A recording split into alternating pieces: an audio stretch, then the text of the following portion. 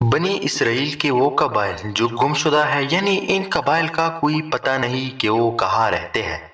आखिर ये कबाइल जुदा क्यों हुए और ये 12 कबाइल कौन कौन से हैं? क्या अब इस दौर में इनका कोई निशान है या अता पता है? और ये 12 कबाइल किसकी औलाद है? आज के इस एपिसोड में आप लोग इस दिलचस्प मौजू से लुत्फ अंदोज भी होंगे और गुमशुदा कबाइल के बारे में भी जानेंगे। नाज़रीन गिरामी, हज़रत इब्राहीम अलैहिस्सलाम के पोते और हज़रत इसहाक अलैहिस्सलाम के बेटे हज़रत यकूब अलैहिस्सलाम का इब्रानी लक़ब इसराइल था, लिहाजा इनकी औलाद बनी इसराइल कहलाई। हज़रत यकूब अलैहिस्सलाम के 12 बेटे थे। अल्लाह ने इनकी औलाद में बड़ी बरकत अता की थी, इसलिए इब्तिदा से ही बनी इसराइल 12 कबीलों में तकसीम हो गए थे। हज़रत इब्राहीम अलैहिस्सलाम का आबाई वतन इराक था। हज़रत इब्राहीम अलैहिस्सलाम इराक से हिजरत करके फ़लस्तीन में आबाद हो गए थे।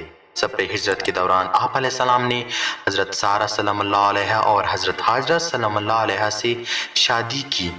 आपके बड़े बेटे हज़रत इसहाक अलैहिस्सलाम हज़रत सारा सलामुल्लाह अलैहा के वतन से थे, जबकि छोटे बेटे हज़रत इस्माइल अलैहिस्सलाम जो हमारे प्यारे नबी करीम मोहम्मद सल्लल्लाहु अलैहि वसल्लम के जद अमजद भी है, हज़रत हाजरा सलामुल्लाह अलैहा के वतन से थे।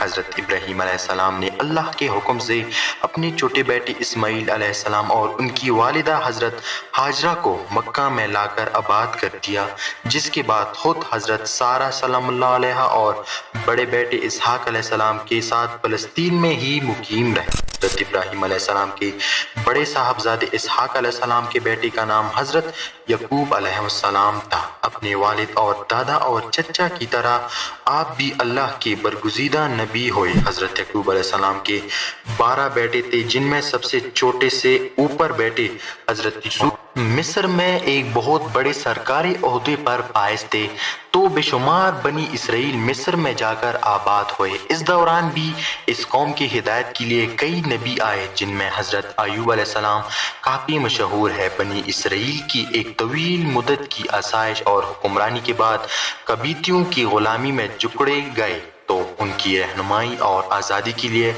हज़रत मूसा अलैहिस्सलाम तशरीफ़ लाए।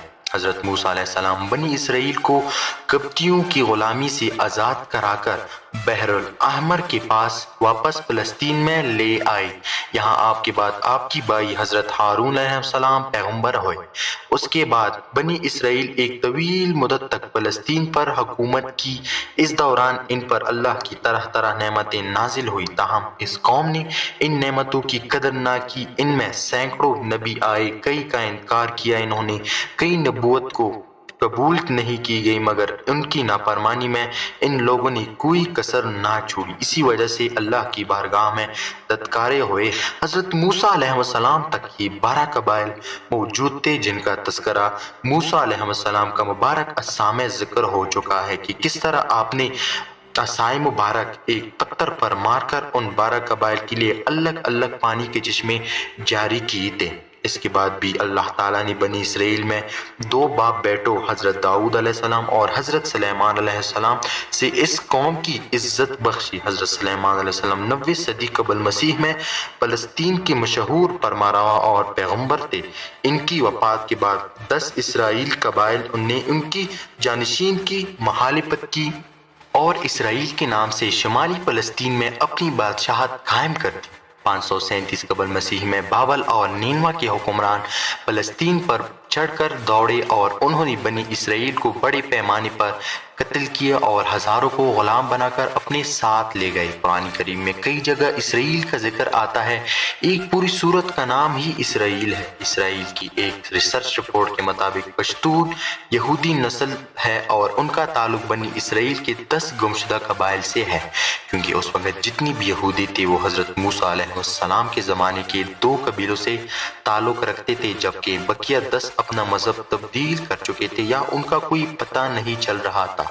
ان 10 قبائل کو اسرائیل کی تباہی کے بعد فاتحین نے جلاوطن کر دیا تھا، جس کے بعد رفتہ رفتہ یہ لوگ پہلے ایران، پھر افغانستان اور پاکستان کے مختلف علاقوں میں آباد ہو گئے، جبکہ جلوس اٹلس میں صوبہ سندھ کی قدیم بندرگاہ دبل کے بارے میں بتایا گیا ہے کہ یہ بندرگاہ یہودی تاجروں کا بہت بڑا مرکز تھا۔ بنی اسرائیل کے تاجر زمانہ قدیم بندرگاہ میں بذریعہ بحری جہاز سندھ اور بلوچستان کی بندرگاہوں پر آتے رہے، اس لیے ان دونوں صوبوں کے بیشتر شہروں بندرگاہوں میں یہودیوں کی تجارتی مراکز اور عبادت گاہیں قائم ہو گئی۔ اس کی وجہ سے زمانہ قدیم میں پاکستان کے بعض علاقوں میں یہودیت کے ماننے والے بھی بڑے تعداد میں موجود تھے۔